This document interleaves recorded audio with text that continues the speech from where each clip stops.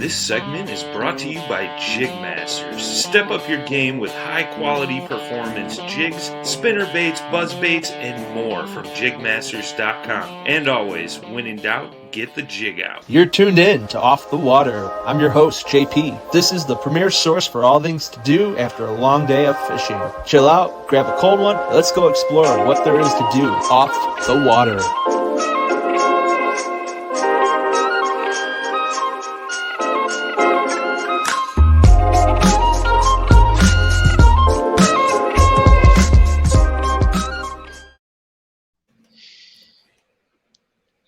What is up, listeners of the world? Welcome back to Off the Water. I'm your host, JP. Today, we are going to have a very, very special guest. Before I announce his name, or you can see it up there, but I want to really kind of take a quick minute to explain what we're going to do in this episode. So for those who are looking for, a one-place destination in this episode, I'm going to give you multiple places just because that's how this is going to roll. And these multiple places are going to be the national parks. Now, the national parks, if you follow anything within my Instagram or follow anything that's on my social media, you're going to know that is near and dear to me. I've spent a lot of time out there in the national parks, and I've also spent a lot of time going to different national monuments and everything else, and trying to really understand this country we live in and a lot of the things the national parks stand for. So, without any further ado, let me introduce you to my guest, Mr. Jeff Hepp. What is up? What's going on, my man, my brother? Man, I'm loving life. You want me to just start talking? Because I'll talk about it for days, man. So first of all, I just want to thanks for having me on the show, but more deeply, thank you for Day on the Water last weekend, fishing up there in Indiana. That was a blast.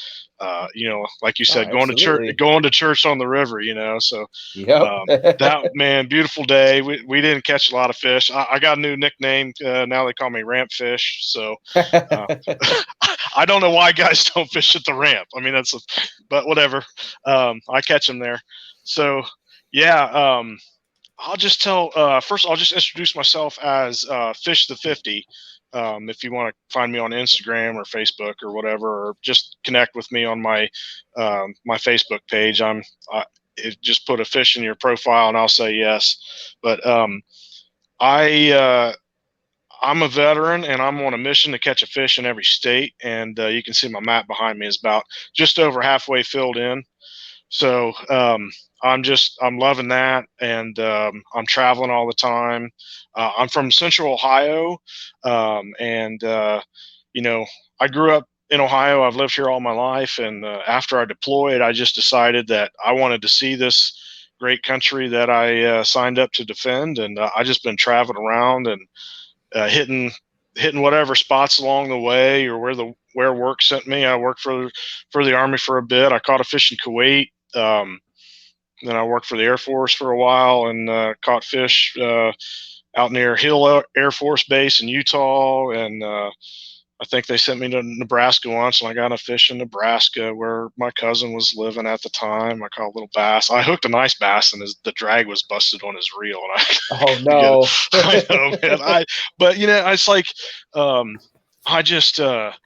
It's about the adventure and experience for me, not necessarily the fish. I mean, I've caught big fish. You can probably see my sturgeon here. There's that's my sturgeon print. And I've caught small fish. Like one time I was just stopped at a campground in North Dakota, and I was like, "Hey babe, I'll be right back." And I bought some worms, and I went out to this little pond in the middle of North Dakota and caught a bluegill, and my North Dakota experience was over in like 3 seconds. So, but that's life, man. I mean, I'm just fishing wherever I go, and learning a lot. I'm really I'm blessed to be, acting as a chaplain for the Paddle and Fin Trail Series, really getting into the kayak bass fishing. One of the reasons is I hurt my ears in the artillery. So I like the quietness of it. I like the peace and solitude of the kayak experience. I like the simplicity and inexpensiveness of it, comparatively to an expensive, loud boat. Of course, boats are quieter than they used to be, but so I'm really getting into that. I'm having a blast with you guys. But I still like to fish anywhere and everywhere, and it don't matter. Like, because the thing is, like, I didn't start fishing until I was in Kuwait in my early 30s. I grew up on a lake called Indian Lake in Ohio. It's in central Ohio, and like almost all of Ohio's central lakes, they're all just impoundments. They're just shallow, muddy, dirty lakes. So it's got crappie, saugeye, channel cats, flatheads, that kind of stuff, right? So grew up there, but I didn't fish there until after I deployed, and that just something changed in me over there. I caught this tiny little fish in Kuwait, and I was like, this is kind of fun. And then, of course, after I came back, I decided to try it again, and I went to Cape Canaveral and caught a 50-inch wahoo, and man, we cut that thing up and ate it, and and it was one of those, you catch it, you take it to the port, and there's this like great restaurant on the port, and the whole family was there and had like 30 pounds of wahoo meat. And, oh my goodness. Like I was hooked. I mean, it was like nonstop after that, and I just been learning. So I mean, it's like being a kid, I got really started off with no skills. My dad, nobody in my family fished, so I was just learning trial and error and that kind of stuff. So, it's just been an amazing journey. And like you said, man, I'm starting off on a new journey with the National Park Service. So, yeah. So if you want me to start on that, I will. Or if you got some questions, or. Well, you know what? I do have a couple questions for you. Okay. So, in Ohio, so you said most of what you're fishing is impoundments. Now, Right. a lot of, I know, it's kind of like Chicago in a way. We're, not even Chicago, but the rest of the state, a lot of the stuff is either impoundments or left over from glaciers that formed the area. Yeah. But now you guys have a pretty good river system that runs through the state with multiple rivers. Do you get out river fishing any bit? I do. I'll give you a rundown. Try this on the map here. Okay. All right. So think of Ohio as, Ohio River is the southern border. Lake Erie is most of the northern border. Okay. In between that is all rivers that either kind of flow up or flow down. And just about nothing in the interior of Ohio is natural lake. Okay. It's all normally shallow creeks and rivers. So glacial, like there's like up here in the islands, this is like Put-in Bay up here in Lake Erie. One of the Middle Bass, or one of the islands up there, actually has very visible, nice glacial grooves right there that you can see. And then the glaciers push down to about halfway down the state, if that makes sense. Okay. So the foothills of the Appalachian Mountains like run right up through here. Okay. So like I said, this flows to Erie, this flows to the Ohio River. So, but the dams and the lakes and the, all that is just really disrupted, like what's native to Ohio and where the fish are. And, that's the story all over. Right. But yeah. So near me is a river called the Mad River. I live in Urbana, so that's Champaign County. So in Champaign County, there's no place that I can put in a motorboat. So it's just probably weird for a lot of people, but yeah, there's a shallow river here called the Mad River, and they stock it with brown trout. And so that's what I fish for, river fishing. But they also have quite a bit of carp, and fishing carp out of a river is a blast. So yeah, I caught a pretty nice brown trout there. I think it was about 23, 25 inches. So because of Lake Erie, so we have the Fish Ohio. So that's like that. Other people call citation, or that type of thing. So it's a Fish Ohio award. So there's two different sets of length criteria for Fish Ohio awards. One for Lake Erie, and then one for inland, right? So Right. I do have a Fish Ohio brown trout, a carp, a largemouth, a spotted bass. Oh, wow. I didn't. I should have measured my smallmouth because it probably would have been my smallmouth. But so for an example, an award fish for smallmouth in an interior river is 18 inches. For Lake Erie, it's 20. So Okay. that kind of gives you an idea. Walleye, 25 inches in the inland, 28 on Lake Erie. So Cool. yeah.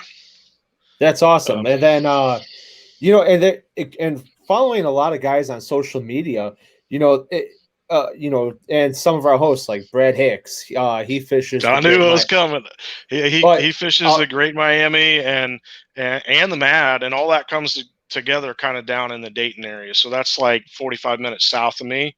So it's much deeper and wider there. I'm up in, so the highest point in Ohio, I'm here in Champaign County. The highest point in Ohio is right in here somewhere, one county above me.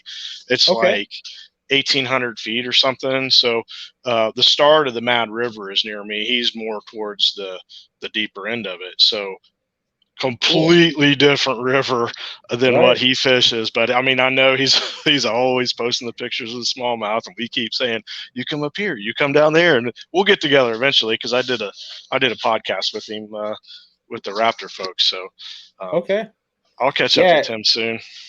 Same with Eldridge, Josh. Yeah, he's in Ohio. And then there's another gentleman, I don't know if you're familiar with him, but they call him the Lake Erie kayak guy. I don't know him. No, that's his name's Chucky Earl. Don't know him. Yeah, he fishes exclusively to Lake Erie for walleyes. Yeah, oh yeah, I bet. I mean, those guys are crushing them right now. I mean, the walleye is just going crazy. I really don't get into the walleye fishing. You saw me eating it though. I like to eat it. So.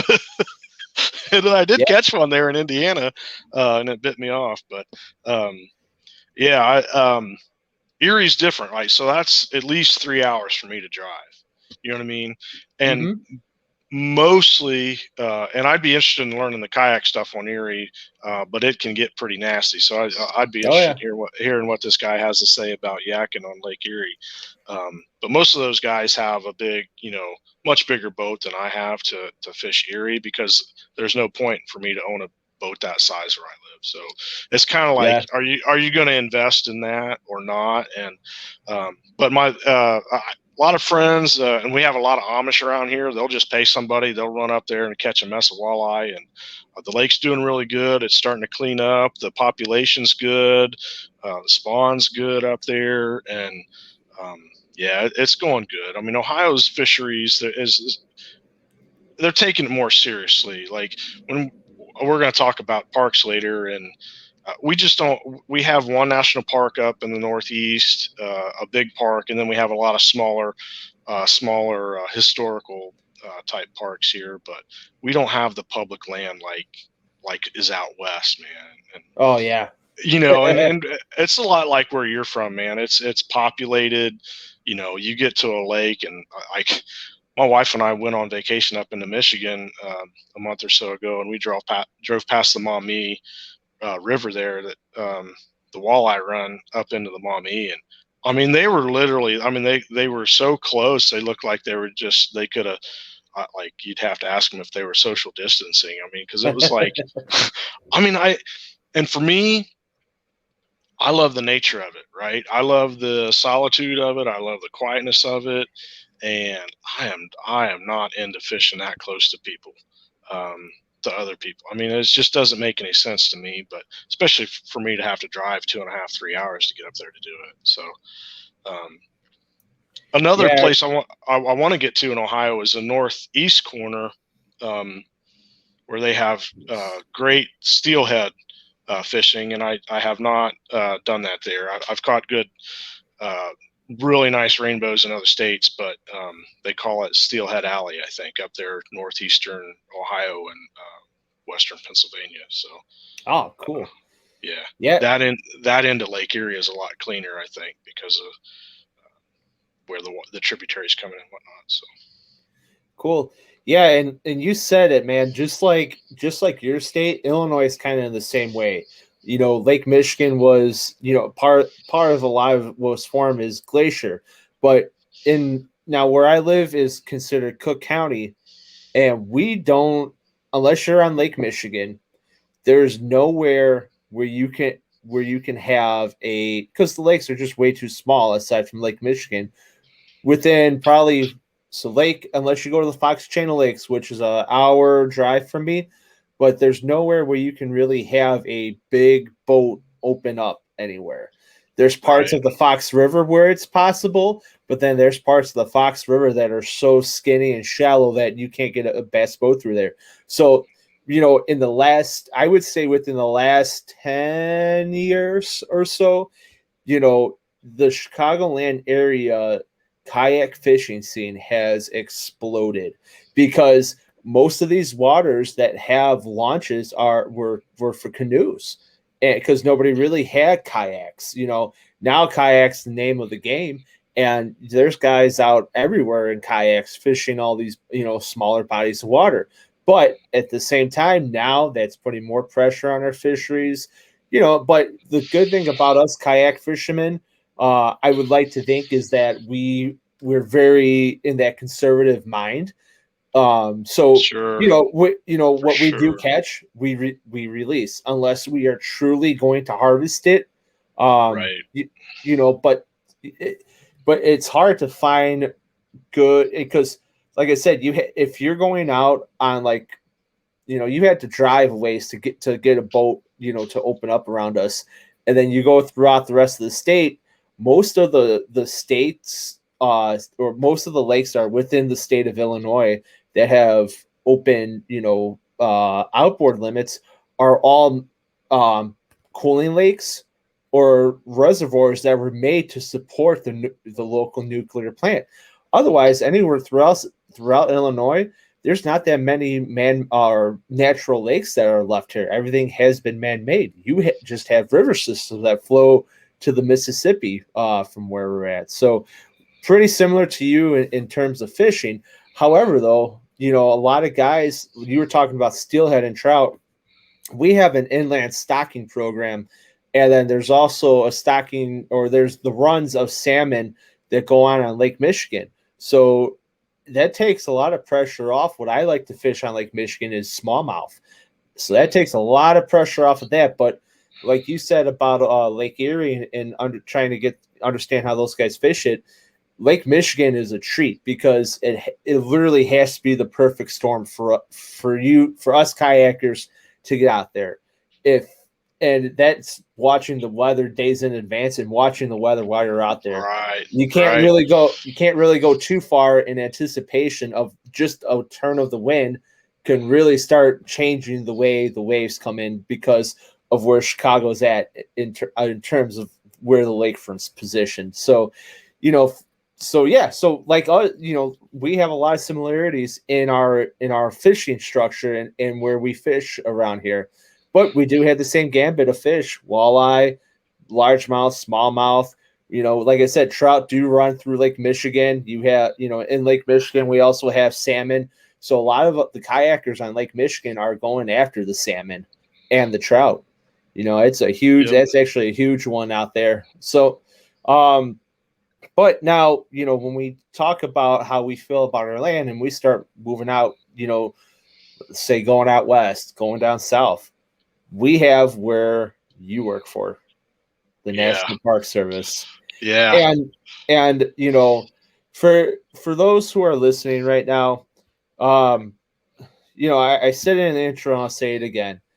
If you haven't been to one of the national parks that's within the United States, take the time to go. All right. And I only say that because, a lot of, the echo, the green footprints, leaving no trace behind. That's really picked up a lot within the last couple decades in these national parks. and what is left of what's truly pristine is here. So I'm going to kind of help facilitate a little tour around the U.S. with Mr. Jeff Hepp, and we're going to talk about. We'll give you, how we do on the podcast, your top three. I'm gonna give my five, and I'm gonna have you give your five Okay. favorite national parks, and you could tell me everything you like about them. So we'll start Okay. with one, and we'll go back and forth off each other. So you're All the right. guest. What is your favorite national park? Hands down, Glacier National Park, Northwest Montana. It's just amazing, man. I've been out there twice, and it just the peaks and the valleys, the vertical space there. But more so, the thing is with Glacier is that it's pretty far out there, so it's not really central. Like you have to be going there to go there, and so it gets a lot less traffic than the rest of the parks, the major parks. So there's a lot of room to spread out. The wildlife there is amazing, and the scenery is gorgeous. And I just had a blast there. It's interesting because if you go on my Instagram, Fish to 50, and somewhere on there probably I posted pictures from Glacier, but I went out there with a buddy in college and drove out there and took a picture. And then like 20 years later, I went out with my family. I'm like, hey, I know this valley. I'm like, I know exactly where I'm at. I was here. And I took a picture in the same valley and tried to get it. Well, that one right, that scroll back up, that blue there. Let's see here.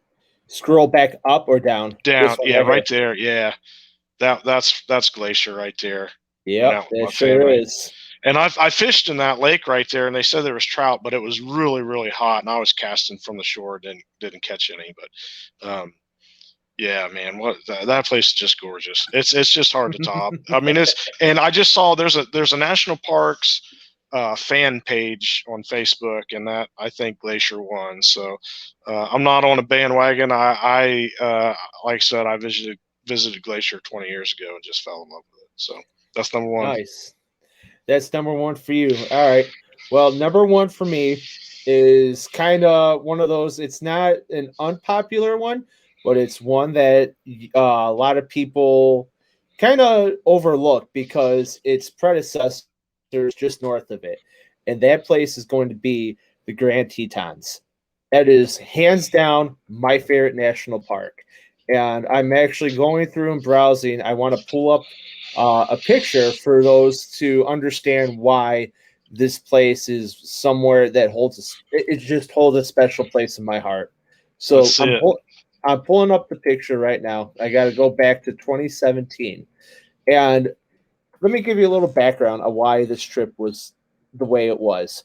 So it was me and three of my other buddies, and we decided let's rent an RV and let's go out west. So we rented an RV. We left Chicago. We drove 23 hours to the Tetons itself.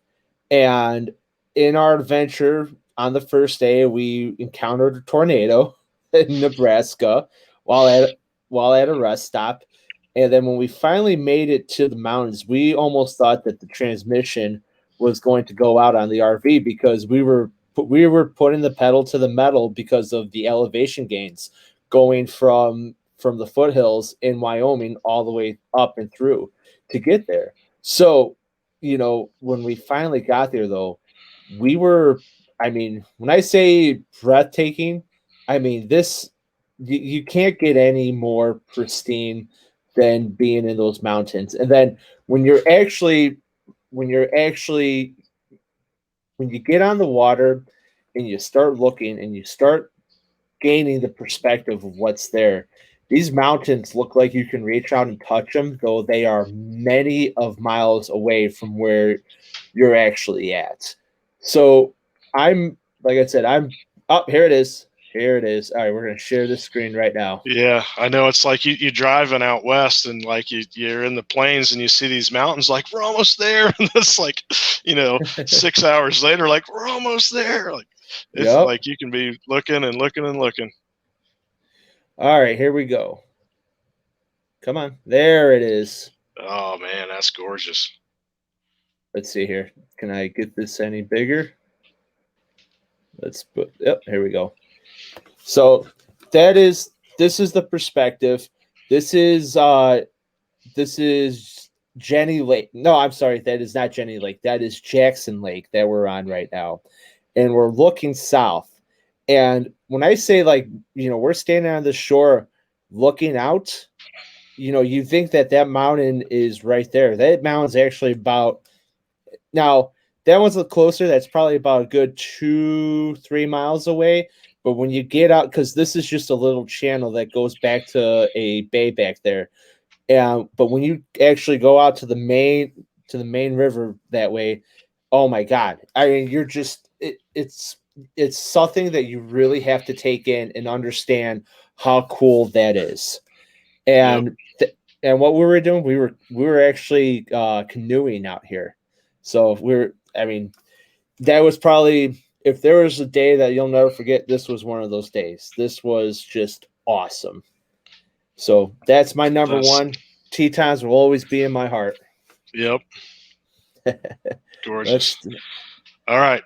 Number 2 for me, and my wife would be mad at me if she watches this, but we got married down in Gatlinburg, Tennessee, which is right at the doorstep of the Great Smoky Mountains National Park. And it's kind of like home away from home for us. We've been down there, once or twice a year for most of the past 15 years. It's and going back, I mean, I've been there with my family multiple times. So I had to been down there 30 times. And we just love it, man. We just love it. And it's kind of like the Smoky Mountains are old mountains, right? Comparatively to the ones out west, and they're not as dramatic. And so it's all green. It's all forested. There's not a lot of dramatic rock slopes and all that stuff, but it's within a day's drive for us, and we're down there, and all kinds of great hiking. And it doesn't take any skill for the hiking down there, but they got hundreds of miles of trails and places to eat and drink and hang out and goofy pictures and all that kind of stuff. And so it's a great place to take a family. Like I said, we got married down there. I caught a smallmouth. There's a restaurant in a place called Pigeon Forge. I don't know if you've been down to the Smoky Mountains yet, but I am very, very familiar. Okay, so do you know the old mill there in Pigeon Forge? I know exactly where you're talking about. Yeah, I caught a smallmouth right there underneath the old mill, man. And so that was a blast, man, right there with the wheel and all that, you know. So it's like, I was one of the kind of those, like, I don't care what I catch right here. I just want a picture with the restaurant in the background. Because that's, okay, redneck admission time, but we kind of had our wedding dinner there at the old mill. You know, so it's like, there ain't nothing wrong with that. Oh man, it's so good, the corn chowder and the biscuits and all that. But yeah, so that'd be number 2 for me, and it's close to a number 1. But yeah, a lot of time there. Awesome. So somewhere in my countdown, I will be talking to you about that, but we're gonna go with number 2, and number 2 is Canyonland National Park. And why Canyonland is very close to me is because with the same group of guys, we did it was 4 days of bike riding, mountain biking, and 3 nights of primitive camping. And when I tell you that you are in the middle of nowhere, this is God's country. You better hope and pray something doesn't happen to you, because if it does, it's going to be a long time before somebody gets to you. So, but the one picture that kind of sums up the beauty of this place is right here. And that is me and my buddy Frank. This was called, hold on. Hold on. I'm having a blank on it. Oh gosh. Well, anyhow, it's oh, I got it. It's called Murphy's Point. This is called Murphy's Point. And this just overlooks the entire. This is on the north end of Canyonlands looking south. And I don't know if you can really put into perspective how far down this is. This is on top, and how far if you go, you're going there, and that's literally about 400 feet down. Yep. That's the kind of like stuff that the national parks. As an employee of the National Park Service, I have to say that I do not endorse or recommend photos such as this. I am not the safety director or anything like that. Be safe. Absolutely. So we will talk offline about some of my my wayward youth pictures too. So, particularly in the Grand Canyon. But going back to that, so I give a shout out to Rim Tours. They're the ones who put this on for us. So that day we were on our own. We went hiking and we hiked out to Murphy's Point right there. But the time we were out there, we started at the south end of the park where Needles is, and then we went through the Black Diamond from the Visitor Center in Needles all the way up through Canyonlands back into Moab. And when I tell you that this was one of the toughest trips, expeditions, it was both physically and mentally challenging because you are in the desert heat and you are in the desert cold at night. It is such an extreme contrast to temperatures. Of course the beauty aspect is there, but to actually get that beauty, you had to work for it. You had to put in the work to get there. I wiped out a few times. There's times where you want to get off that bike and just walk in. If you walk it, that is a long walk. So, mentally, you had to mentally prepare yourself for the endurance that this challenge brought. And, but at night though, we talk about it, that there was no, you sit there, there's no better feeling than being under the stars and feeling so connected, but also disconnected with the rest of the world. It was a good relinquish for the soul, man. That was probably one of those trips that, you don't ever think you need it, but now that you've done it, you're like, I need another one of those in a heartbeat. Yeah. You get addicted to it, man, and you get addicted to the solitude. And I won't say addicted. I would just say your eyes are opened to just a whole nother world and type of mentality and life out there. And you just have a longing for being out there sometimes, when you're stuck in your cubicle or whatever you do. And so, yeah. Mm-hmm. You ready Absolutely. for number 3? I'm ready for number 3. Okay, so number 3, you were just talking about being physically and mentally prepared. Well, I got a story about not being prepared. So number 3 for me is the Grand Canyon. All right. So when I was young and my wife and I were first dating, not even married yet, we decided to take a trip to the Grand Canyon. I didn't make the kind of money I make now.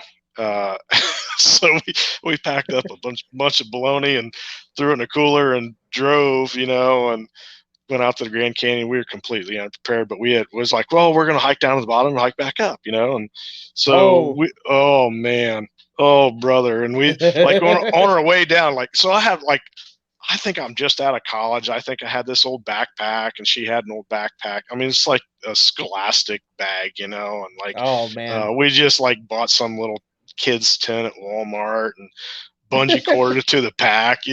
We're broke, just out of college. And So we go and we're hiking down, and we find out, we were so excited, thinking down is easy, and like it's not, it's not. And then we see people coming up, and they're just like taking these like little, like this, like gee, many Christmas, like they're really out of shape. This old guy, and he's like, yeah, I've done this before, and I'm like, well, okay, whatever.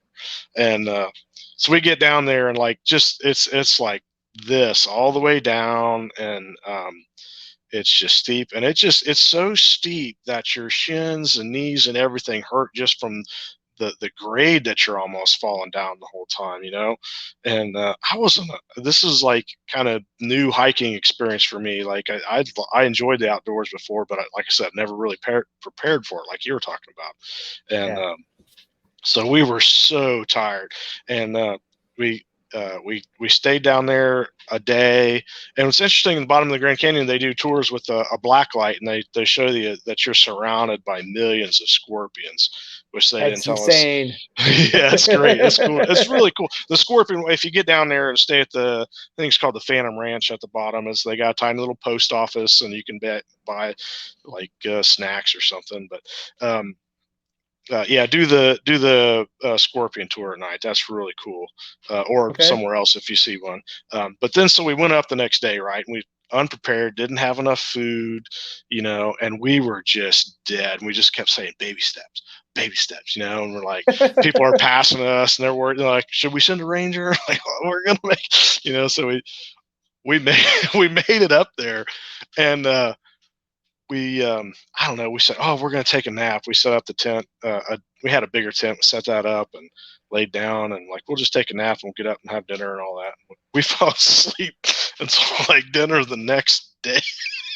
we were so tired, but it was a great trip. And I've done top to bottom to top at the Grand Canyon. I did a few years ago, I went out west and did Route 66 with my dad, and he had not been to Grand Canyon, so we did that, and he wasn't in shape to do much hiking, so we did the airplane ride over the Grand Canyon, and then last year, I think it was last year, my daughter, for her senior trip, we went out there, and so I did it by land, air, and then I was like, I want to do it by water. But a rafting trip through Grand Canyon is like, you got to have like, 18 days or 15 days. I mean, it's just ridiculous to maybe it's 11 days, but you got to have a long time to raft it.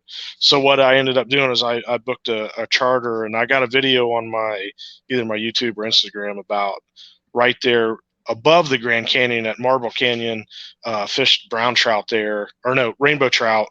Right there where the horseshoe is. Of course, we're Buckeyes. My daughter ended up going to Ohio State and fished right there at the horseshoe. Got the great pictures from the top, and then the next day I got to fish it. And so that's just, that part of Arizona is just amazing and beautiful. So that's my number 3. All right. Well, I'll be honest with you though, that the Grand Canyon is somewhere I have not been. So that is on the bucket list. That is a place to go. And it's funny because when we were talking about doing Moab, it was initially doing the outer rim. And, because it's a black diamond with all the Jeeps and everybody going there. So we're like, oh, that looks cool. But what we did was absolutely awesome. And people say the rim part of the, if you do the rim tour for the Grand Canyon, that's another awesome experience that you'll have as well. Yeah.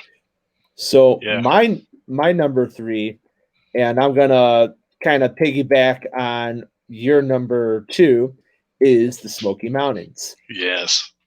So now let me pull up my page, because there's something to be had about. Here we go.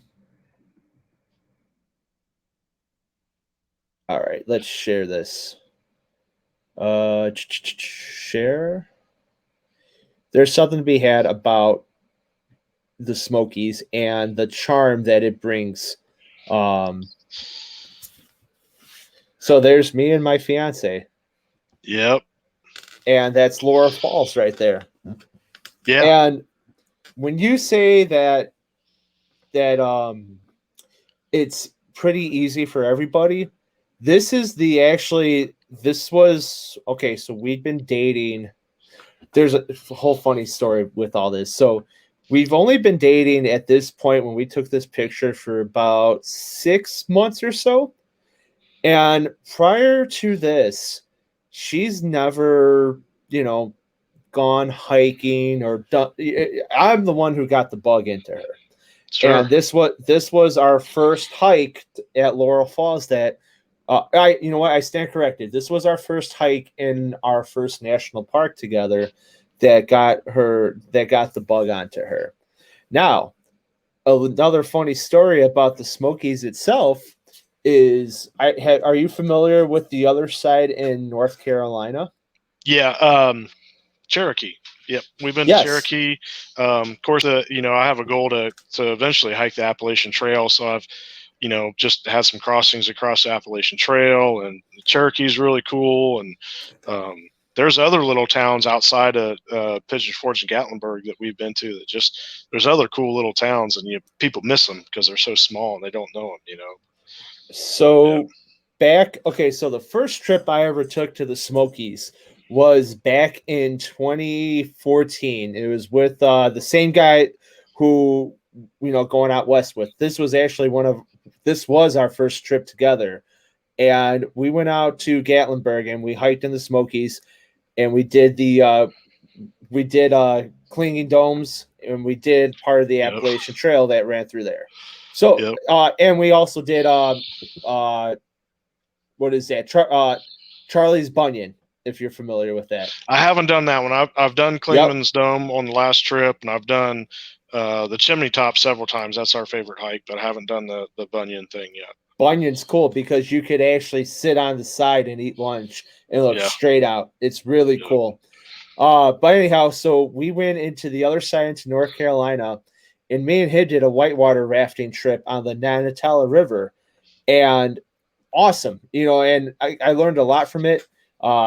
Went back, I did a single ducky on my own, and then confident enough to take her out the first time around in a double ducky. So a inflatable kayak, and we're in cold weather gear, and she was hyped up for it. Yeah, we could do this. We're gonna do it. We're gonna do it. Yeah, we're gonna do it. And we're probably about 20 minutes out, and it just gets dead quiet. I'm like, uh-oh, I know where this quiet is. So I'm like, you ready? She's like, yeah. So we get to the Nanatella Outdoor Center, which is an awesome place, which is just outside Bryson City, North Carolina.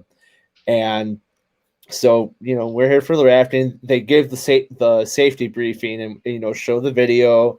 If you fall out, kick your legs up, lay back, you go with the current.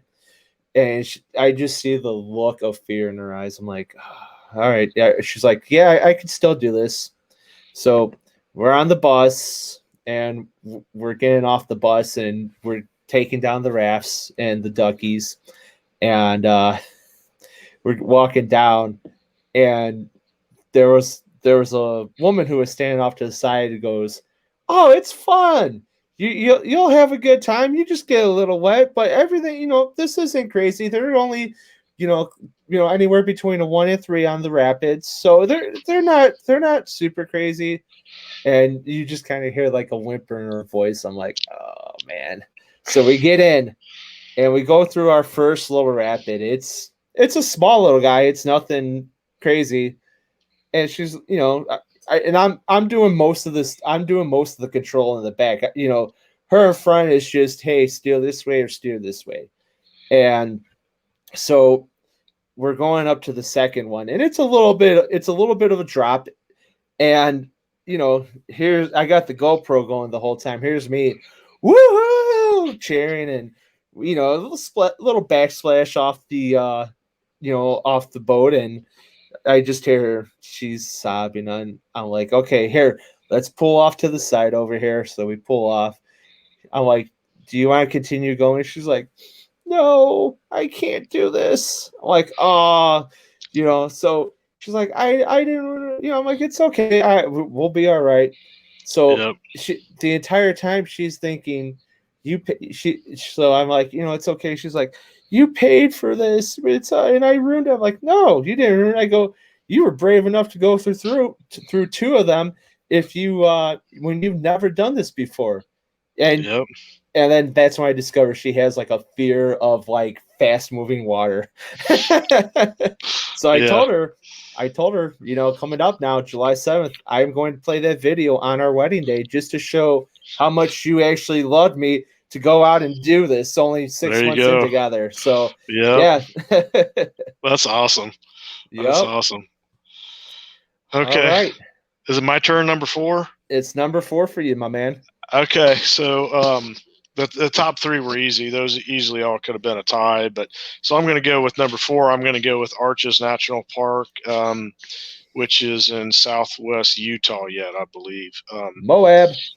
And yeah, we were just there north of it, right? I think. Mm-hmm. And the thing, my daughter and I went, and the thing about Arches is, I just have a great experience there because I think that's where my daughter kind of experienced or discovered the outdoors a little bit, and Oh, that's awesome. and we got some great pictures there, and it's something you cannot see anywhere else. Like there's nothing really like that. So there's all Yeah. kinds of arches and big rocks and the hoodoos and the all that, and we had a wonderful hike out there across some of the um, some of the big formations and good pictures, and so it was just a beautiful day. So that's my number 4. I mean, you can tell all these are kind of centered around family trips too. Like sometimes it's just who's with you and how the day goes and Mm-hmm. memories. But that's part of the experience, in my opinion. So. Oh, absolutely, 100%. Yeah. Going, you're talking about Arches itself. Did you hike to the Delicate Arc? We did whatever the main kind of loop is, and we didn't really do any side things. So we saw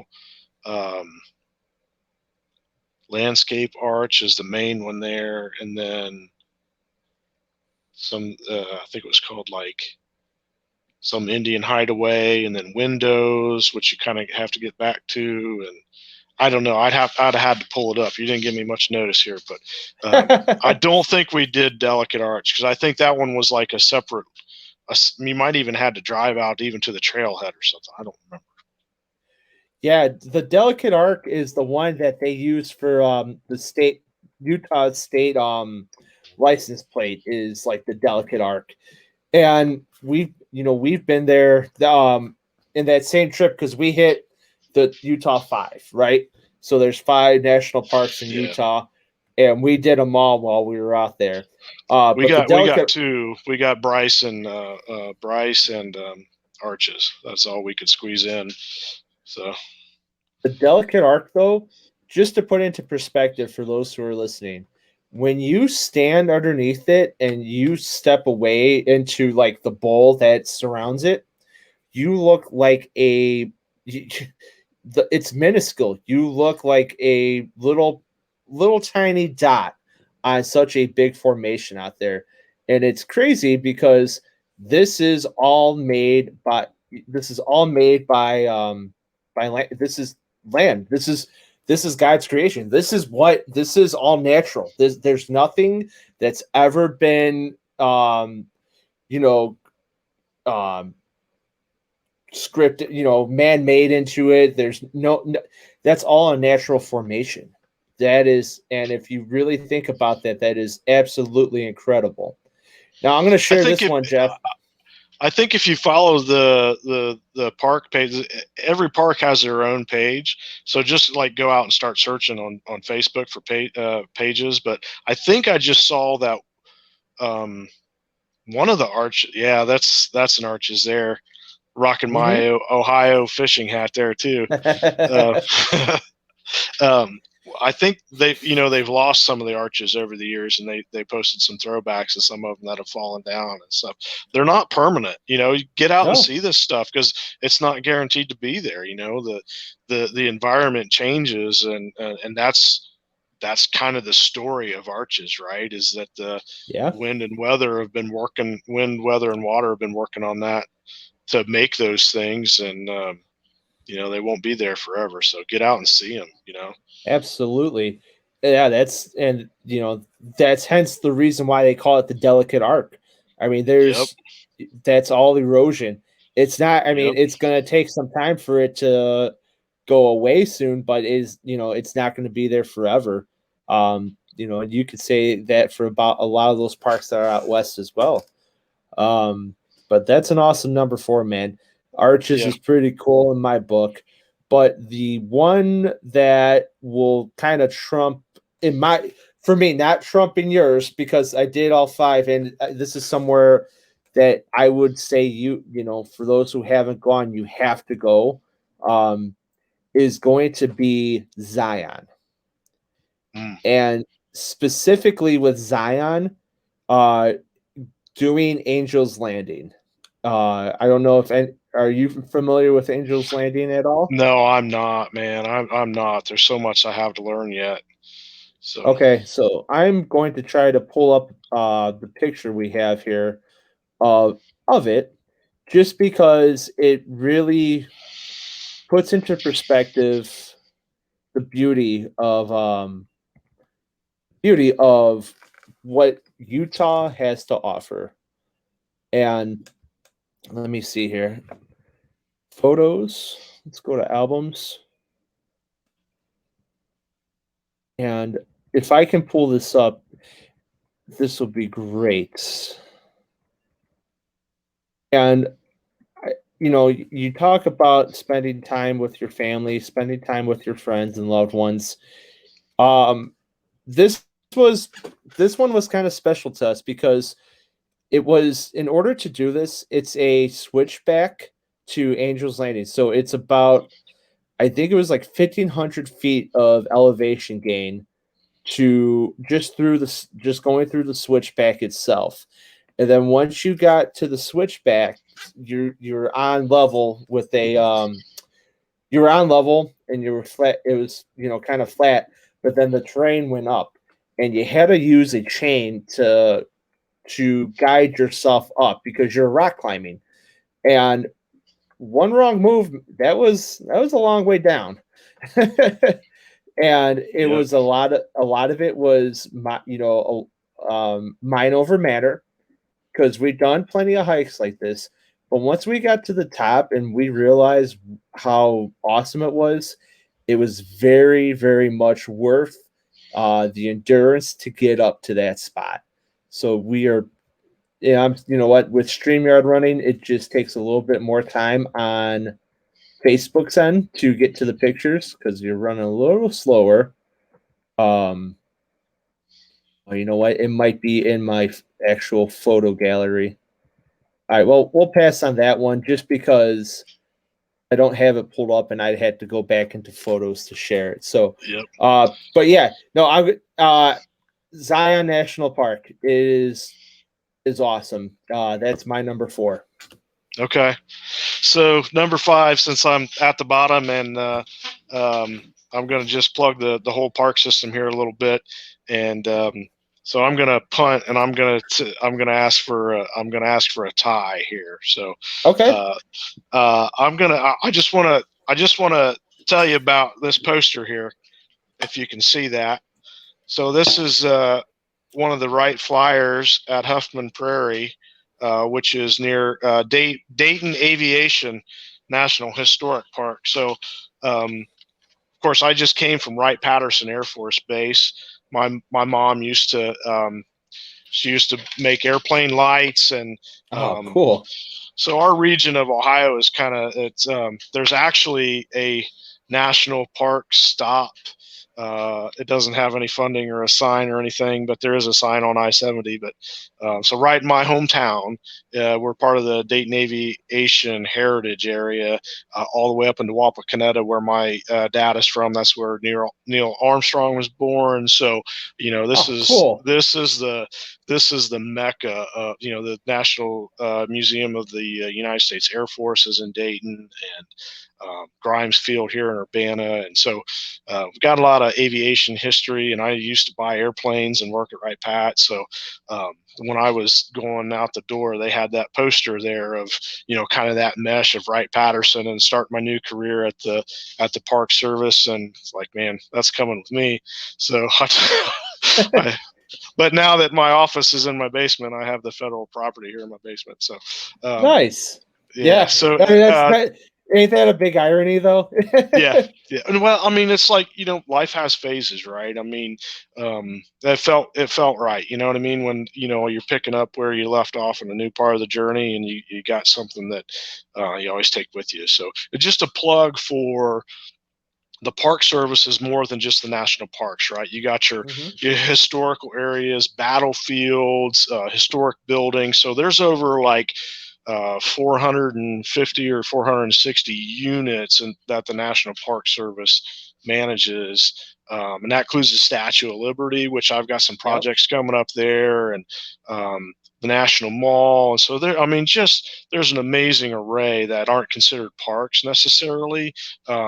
That they're right in your backyard, and you may not know it. So just Google it and see what's close to you, because we have one of the smallest parks in the Park Services in Ohio, and it's a Native American mound, and it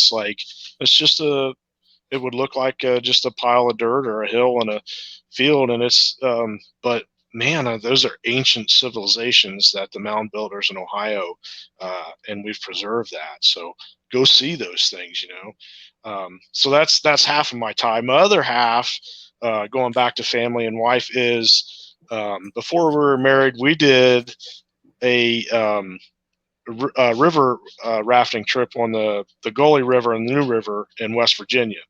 And that is New River is one of our brand new national parks. So we did class 5s there. Of course, we were in a much bigger raft, and with a professional guide in the raft and everything telling you what to do. So that's scary stuff, man. That's a lot of fun though. So yeah, the New River is really, really cool. It's just another family trip that was like early on in my wife and I dating back when we were broke and adventurous, so that would be on my number 5 too. So awesome. Well, my number 5 is going to be one that gets pretty. And correct me if I'm wrong, but I think it's one of the more popular ones. Is Badlands. Dude, I've been through the Badlands twice, man, and it's kind of like I've never got to camp there or stay there, but I'd like to see it in all the light, because it's just like you can turn a corner in the same formation that looks one way at 1 minute looks a different way in a different light. It's just the striations and all the colors and the rock. It's just so cool, and it's got such a terrible name because it's really cool. Yeah, but and it what we did was, so when we were coming back and we're on the loop around coming back from Yellowstone, so we hit Devil's that night before. We did Devil's Tower, and then we did Mount Rushmore. That's like the Midwesterners like stuff. It's like, we're going out here to this park, but we're gonna hit this, and this. That's kind of the loop. So and so for anyone who doesn't know, because I was very confused as to, and it's funny because it's one of their sayings. What the heck is wall? What is wall drug? I don't have it here. I don't have it here, but I've got a wall drug sticker on my old kayak. Yeah.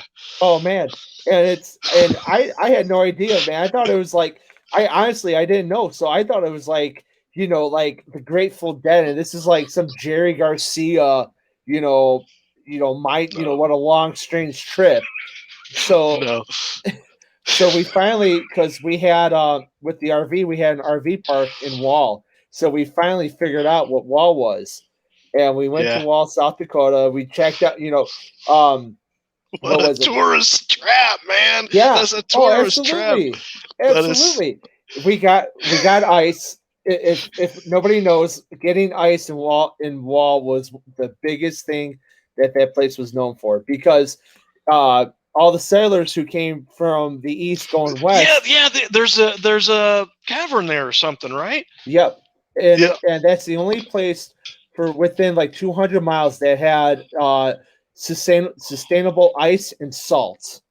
So that way you could keep your meat cold and packed without it going bad on you.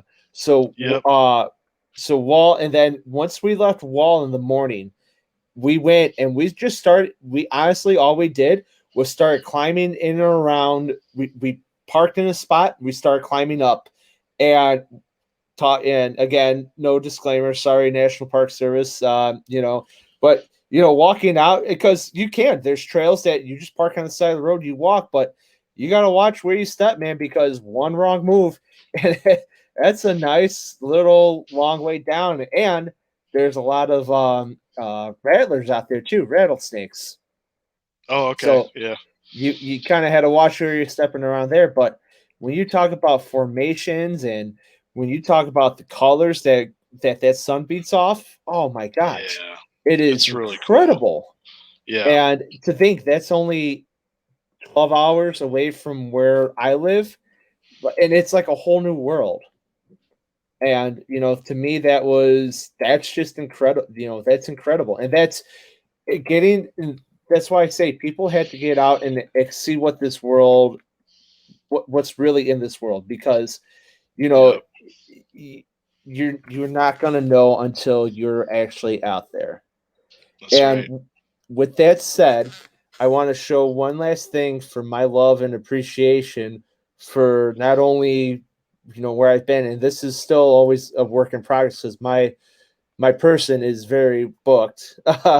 But anyhow, when I say this is close to me and this is close to my heart, I'm not kidding you. You've seen it in person, but just for those who don't know, we're gonna share this up right now. I have a tattoo dedicated to this land and to the national parks. Oh, there's a nice smallmouth. But yeah, I mean that's awesome. And it's never. Is that a canoe on the one? Yes. What is it? Okay, so we didn't talk about it because I don't think that I think the Boundary Waters is under the Forest Service, but the Boundary Waters canoe area is just. And I know one of the paddle and fin shows recently had that Quetico Mike, and he's from near here. I'm kind of on Facebook with him, but I haven't fished with him yet. But man, Boundary Waters, man, that's if that had been a national park, it'd have been top of the list, and I'd have talked about it 5 times. So, and the only reason why I have the canoe in there is because of the Tetons right there, and like I talked about earlier, that was one of the moving moments in my life where I was like, this is absolutely beautiful. So to incorporate, when I say it, and I mean I live by, I swear this is. Here it is right here. You can't take that away, man. Yep. That's awesome, brother. And I know you're a firefighter and I'm a soldier or was. There's no such thing as an ex-Marine, but you can be an ex-soldier all day. Yeah. But these stressful jobs, and we protect our country, and it's for people that have a stressful job, get out, get away from that, and enjoy the environment that you're sworn to protect and serve. And it just kind of refreshes your willingness to serve a little bit and just kind of takes you out of that day-to-day grind. And man, I love it. I love talking about it. This is fantastic. This is fantastic. Absolutely. Yep. Well, we are hitting our benchmark for just over an hour here, and I could continue to go on and talk, but Me too. But all good things must come to a conclusion at some point. But before we go, we have to do our little segment. So this is, ladies and gentlemen, this is the part of the show that everybody likes for a review of beers and with a special guest of wine tonight. So this is one sip. Everybody knows the rules. Shout out to Rocktown Adventures on the new one sip glass here. So we're gonna let you go first with your wine.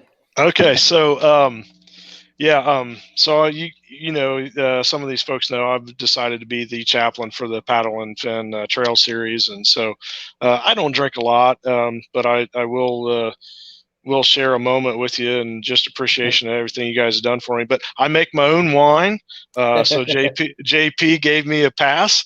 So I had a bottle here, and what's funny is that we talked about this Bass wine holder that I got there. Got that in the Great Smoky Mountains, and just happened to have this glass is from Sevierville, Tennessee, right there in the Smokies. So that just shows you my life is wrapped around the Smokies, So I made this wine. It's old, but the thing is, it just gets better. Wine is low maintenance. Some wines are high maintenance. I don't do high maintenance wines. So if you want, while I'm opening this, I'll get it going. If you want to do yours, sure. All right. So today we are going to do Goose Island. This is the hazy IPA that they have to offer. Lost Palate is the name of the beer. And Goose Island, everybody knows, is local to Chicago. So this is our Chicago beer. I'm going to crack her open. Do a nice little pour. All right. One sip. Everybody knows the rules. Lost Palate by Goose Island. All right, here we go. Cheers. God bless you, brother. Appreciate you.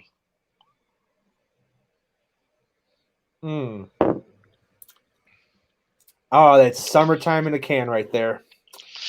I make dry reds, and it's like sitting by a fire every time. So, so this one is very so it's hazy. You can taste the different hops that are used in here. Tastes like mosaic and probably citrusy hops, but it has a nice aromatic finish to it, and it doesn't feel heavy.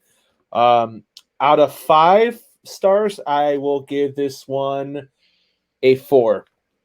This is very good. This is very cleansing on the palate, and this will go good, especially when it starts getting consistently warmer out. So, Goose Island, Lost Palate. Okay, I'll give my wine. Are we doing out of 5 stars, or how many stars? 5. Okay, so I give it 2. This is an older one. This is one of my first batches I just had sitting around, and I've since bought a filter, and every batch since I bought that filter has just gotten better and better. So the wine, if it has old stuff in it, it doesn't last as long. So, but I like a dry red, so I don't care. It's open now, so we'll let it breathe. Plus, this should have been breathing too. A red in the bottle should have been breathing for a while, and I should have opened it when we started. So I'll give myself a 2.5 maybe. Nice. Yeah. We just did.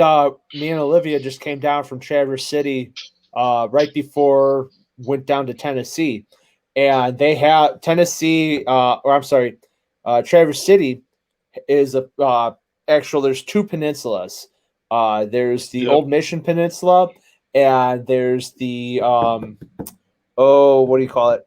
El Dorado. But anyhow, the 2 peninsulas. We did the Old Mission, and they have we did a little tour bus. There's 5 different vineyards we stopped at, and one of them was Chateau Chantel, and we had they were frozen pressed grape wine, and it was delicious. And do you want to know how good it was? It was good. Go ahead. It's an ice wine. Do you say it was an ice wine? Yeah. So ice wine, I'd get me going, but I imagine it was very, very sweet. But ice wine, I don't know if they told you how they make it, but they harvest them very, very late, so they may even have frost on the grapes, and that condenses the grape, so all those sugars and flavors like just right in there. So, but they get very small batches out of it, so you probably paid twice what you're used to paying for half the bottle, is my guess. Yep, and it was that good that so when the Obama administration was in office, Michelle Obama requested I think like 20 bottles of that wine to serve at a White House dinner function. Nice. So, That's awesome. yep. Well, that's gonna wrap up the show today. Thank you, Jeff, so much for coming on.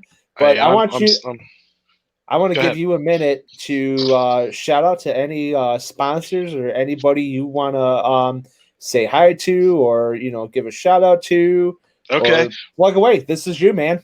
Okay. Well, hey, let's start off with Branded Bills. I don't know if you're familiar with Branded Bills, but they make hats and it's got the leather patch on it. But when I first started this journey, they sent me a free hat, and this is like one of the most comfortable hats I've ever had. But I think it's the same model as the paddle and fin hats. It's the Okay. Richardson 112 or whatever. Same hat, but oh man, it's just so comfortable. Second of all, I always just talk up the Raptor folks. I mean, for anybody that doesn't follow Raptor tackle roll, it's a whole new way of thinking. And I took their rolls. I met them at the Columbus Fishing Expo and bought some rolls, and because I was going to the Boundary Waters, and man, what a great way to pack tackle for a light trip. So you can get a lot of tackle in a small space, and it's flexible, and so shout out to them. And the other thing is I can't say enough good things about the trail series that you guys are doing and welcoming me to that. I know it's, I emailed Brian back in the fall and said, "Hey, I want to be a chaplain," and I have to use quotation marks because this is a new journey for me, a new journey for you guys, and I don't know Mm-hmm. what all it's going to be about. But man, having church on the river with you, Yeah. that's a big deal to me, right? I mean, and I know it is for you, and like we talked about our stressful jobs, and um, that's part of it. So um, for those folks out there that haven't been to a paddle and fin event on the trail series, get on it. I mean, because this thing is it's eventually going to take off, and right now you can get in on the ground floor and meet these guys, and it's a chill event. I'm going to be I've got like a 5 or 6 minute video in the works here. It might end up 6 or 8 minutes. So, all the video I took of the weekend in Indiana. So shout out to you guys. You guys are doing great stuff, and I'm just happy to be part of it. Oh, happy to have you, man. I mean, tell you what, it's a great fit, and I will say this about you, man. You're a hard worker, man, and it's awesome. It's awesome seeing you, the excitement you have early in the morning to get out there and just make sure you're following guys around and doing what we set out to do is to get coverage for this, so we can show everybody what this trail series is all about. What you Yep. miss, what you're missing. You could be fishing, but you're sitting here watching. Yep. Yeah. Well, I'll tell you, old Jackson Orr, the young man, he fished, he knocked the lights out of it, but he went right by this giant rock. And, I'm just floating behind him, staying out of the way. I'm like, boy, why ain't you throwing at that rock? Like, that's crazy. I flipped the Ned rig out there, right there, bam, hooked up right there. I'm like, come on, man. But, they were pounding the riverbanks the whole time, and the rock was in the middle, so he didn't turn around and look at it. But I sure did. I hit that one up you right away. you said that the other day, and I couldn't help but think of you yesterday because I had one of the guys from the firehouse out with me yesterday, and we were fishing our local river here.